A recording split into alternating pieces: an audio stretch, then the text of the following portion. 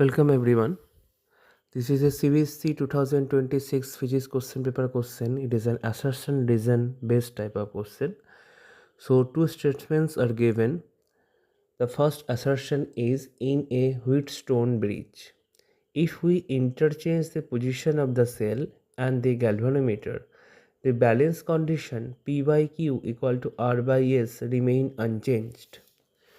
So what we know? We know that if this is the Wheatstone bridge. That is, if this arm, the capital P resistance is there, in this arm, capital Q resistance is there, in this arm, capital R resistance is there, in this arm, the capital S resistance is there. In between these two, a galvanometer is connected. In between these two, a galvanometer is connected, and here a battery or the electric cell is connected. So this is called a Wheatstone bridge. Capital E is the electric cell. So capital I current is coming from the E. It is divided into two parts, I1 and I2. Okay.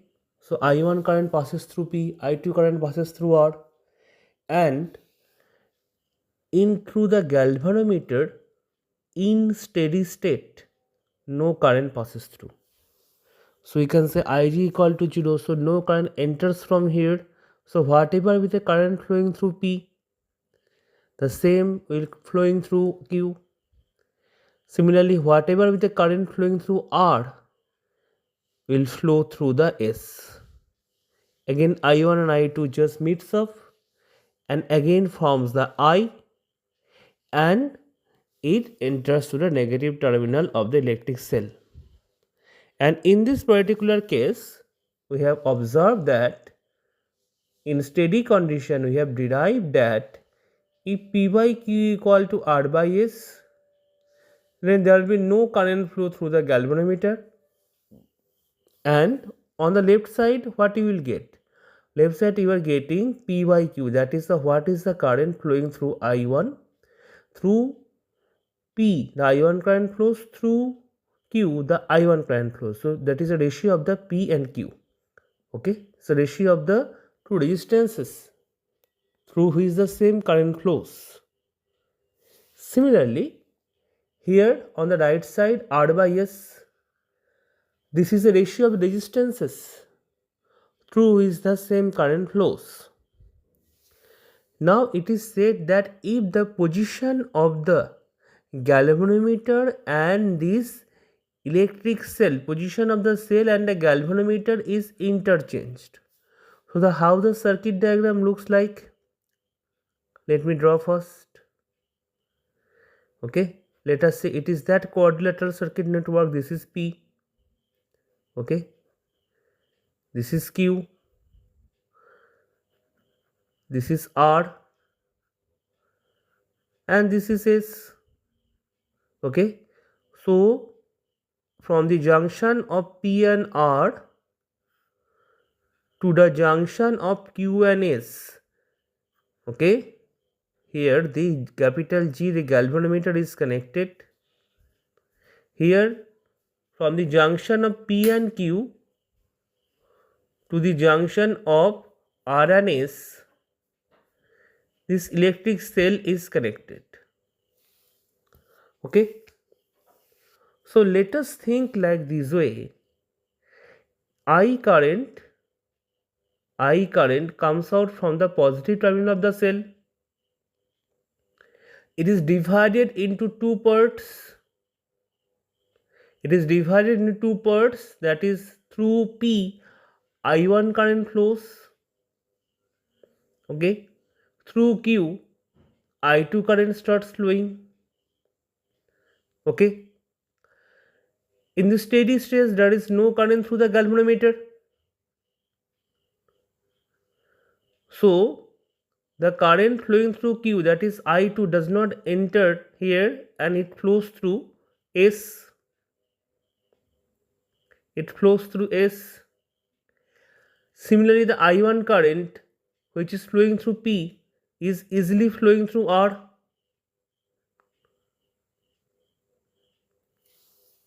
Okay, so through which resistances the same current flows?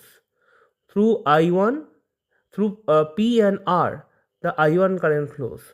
So we can say P by R, following the same logic, equal to through which resistances the I2 current flows, Q and S. So Q and S. Okay, so this is now the balance condition if the galvanometer and the electric cell is interchanged. Okay, now we can easily write it down, P by Q. If I take Q on this side, okay, if I change the position of the Q, I can take this Q